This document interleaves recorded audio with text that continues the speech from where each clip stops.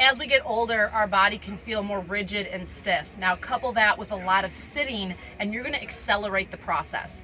When we're experiencing stiffness in the lower back and hips, it's a topic I talk a lot about here at Mother Trucker Yoga because many drivers struggle with it. Sometimes stretching the lower back, which seems like the obvious place to be working and focusing because that's the area of stiffness and that's the area of issue.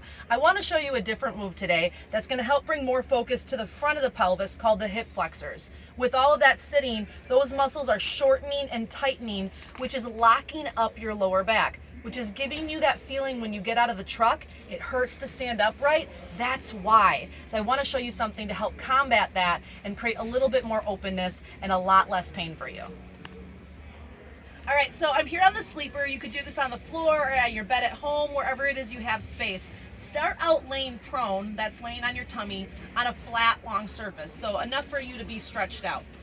And start out with your hands under your shoulders and your elbows lifted. Now the intent is not to go as high as you can, as much as it is to try to just create as much openness as you can.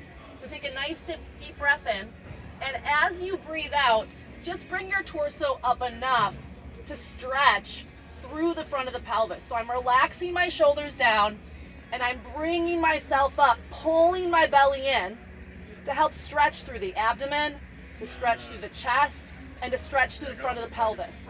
Hold this for about 10 counts and then come down. And you're gonna repeat this 5 times. So I'm gonna come up slow, relax the shoulders, make space for the neck. I'm trying to lean back slightly and then down slow. You're actually creating compression, good compression in the lower back, which is nourishing those spinal muscles. And you're gonna do this 5 times.